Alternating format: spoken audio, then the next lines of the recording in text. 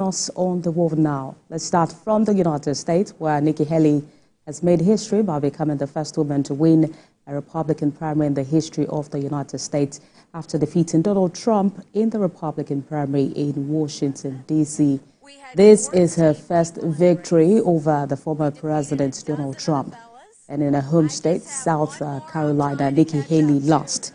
However, Donald Trump has a huge lead over Ms. Haley and is likely to face Joe Biden in the November election.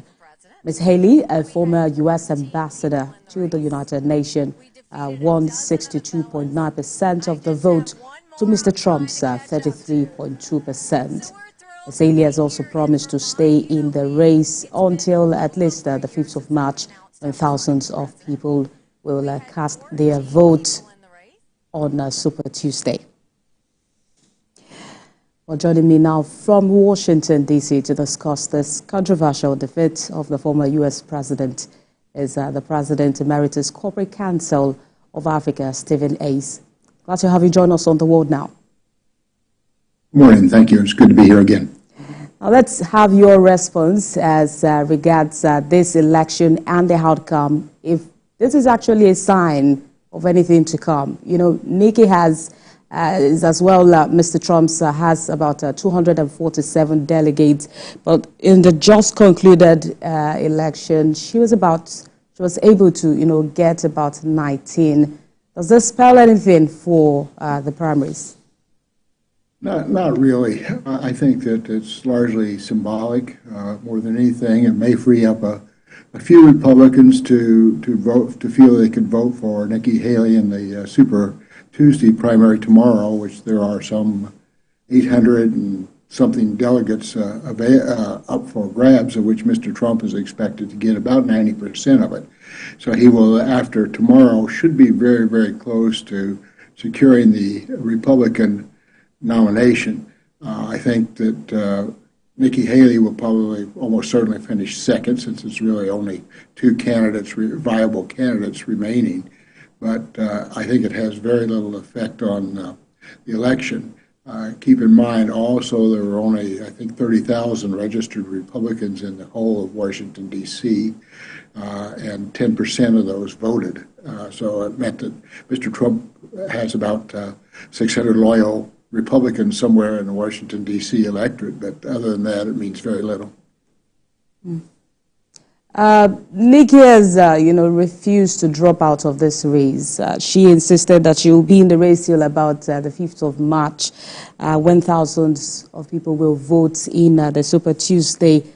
How much of support does she have in the United States now?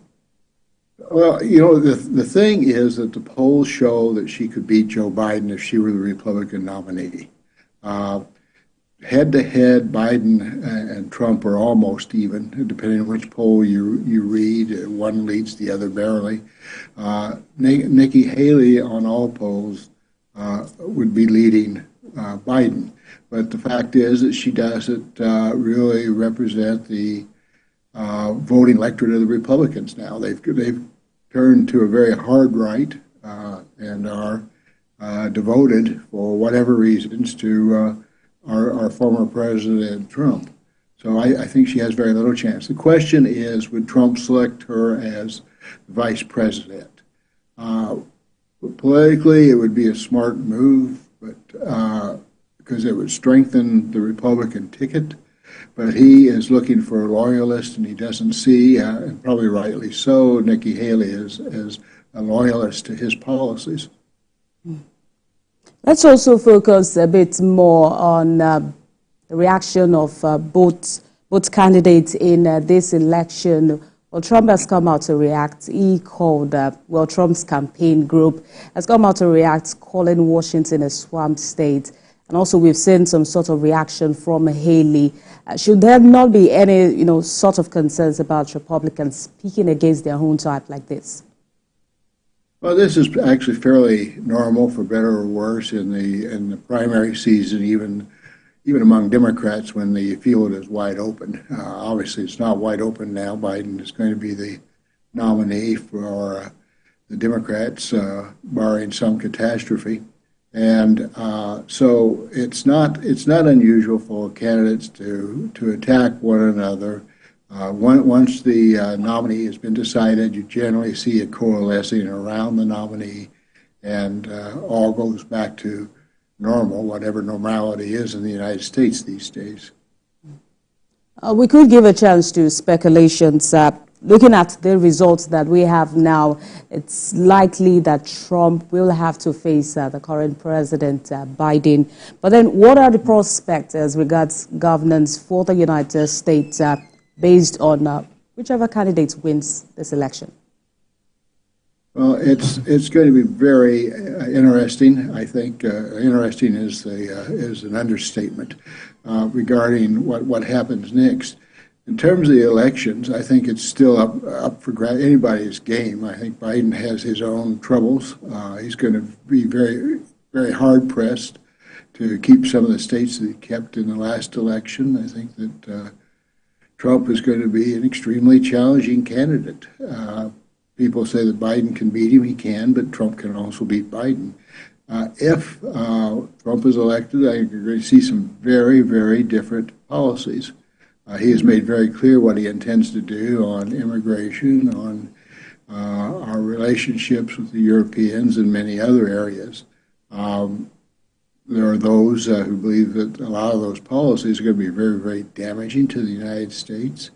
There are also a lot of people in America who believe we need to have some clarity somewhere on policy. So unfortunately, or fortunately, depending on your point of view, Mr. Trump has a lot of appeal. If it goes to President Biden, I don't see a lot of major changes in the directions of the country. If you like those directions, then you're going to be pleased. There's a certain degree of stability in the world, and that with President Biden, but there's also a lot of discontent on where the country is headed, according to nearly every poll. So I think that it's impossible right now to predict a winner. It's far too early. There's a lot of things that could happen, including whether Trump is allowed to run for president. I suspect he will be. The Supreme Court will help make that clear this week and later. And I think therefore it's going to be chaotic next 9 months until. I agree with you on the fact that we could wait till later. We have November is still far off, but then we could speculate on some other things, such as Trump promising to end the Russia-Ukraine war in about 24 hours as soon as he's elected. Also looking at the performance of the current president, that's Biden, to the raging war in the Middle East and how well and how much of diplomatic relations he has put in to ending this war. We could still be able to compare both parties. So how well do you think he has performed in this? Well, I think there's a general disappointment, frankly, among most of the country, and the polls would reinforce my own opinion on that, in terms of how he's handled the Middle East crises. I think the airlift finally was one bit of courage of breaking from Israel and trying to help alleviate what has become starvation in Gaza. But I think that we've had very little impact so far on that war, and I think that we've been a contributing factor, frankly, because we've been so one-sided in our support that it's difficult for us to be seen as a neutral. And yet the U.S. is almost required to be in that. In terms of Europe and Mr. Trump, I think that his 24-hour boast is exactly that, a boast. I think that's ridiculous to think he could turn it in 24 hours, but he can certainly make a difference by withdrawing U.S. support from Ukraine. And doing that would split Europe further from the United States as well. So I think there's a lot of danger in some of that. There certainly would be some change. In terms of the border situation, and I think the border situation has become one of the key issues in the U.S., not just to border states, but there's just a very large number of illegal immigrants pouring into the country every year. The numbers I read yesterday were over 6 to 7 million illegal immigrants pouring into the country this past year. So that's adding a major city to the country and resources. But President Biden really hasn't made any inroads in that, and I think that's a big advantage to Trump right now. That could change. Immigration policy could change very dramatically. He's promised to change that, and so I think that if he is elected, there's going to be major changes in how the U.S. operates and how it is seen in the world, for better or worse. Mr. Hayes, it's also important for us to point out the fact that during this election, we've seen some sort of divide among the Republicans. Do they seem coordinated enough to at least clinch the top seat? I think that it also leads to a discussion on third-party candidates. Nikki Haley is being talked about as a third-party candidate, but she has been so far adamant that she would not become a third-party candidate. I think the Republicans will coalesce behind President Trump.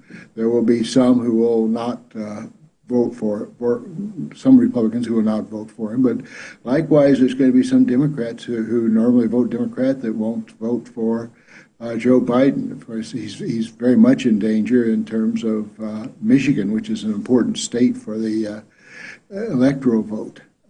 So a third-party candidate such as Robert Kennedy Jr.